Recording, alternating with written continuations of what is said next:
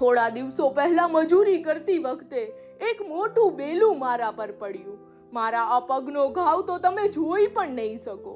પગમાં ખૂબ જ પીડા થઈ રહી છે, પણ મારી પાસે કામ કરવા સિવાય કોઈ વિકલ્પ નથી. આ શબ્દ હતા ઇકબાલભાઈના. મારા આ ઘાવ કરતા પણ બેન એક મોટું દુઃખ છે.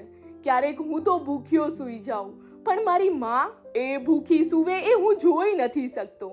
હું ભાઈની પાછળ ગઈ અને તેમના ઘરે પહોંચી, જ્યાં તેમની માએ એક પડીકું બતાડતા કહ્યું, આજે ઘરમાં કંઈ ના હતું તો અમે આ થોડો લોટ લઈ આવ્યા.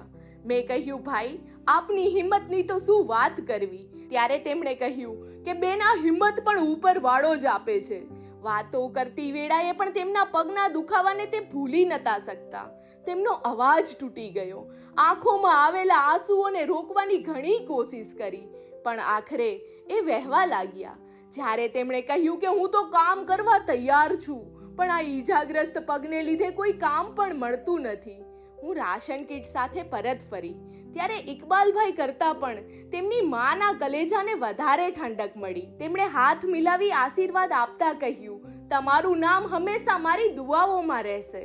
મેં વિદાય લીધી ત્યારે ભાઈએ કહ્યું, ક્યારેક મજબૂત પહાડોની પણ પીડા વધી જાય ત્યારે આંસુ નદીની માફક વહેવા લાગે છે. આ પહાડ ક્યારેય તૂટશે નહીં, બસ પીડાને વહાવતા શીખી જશે.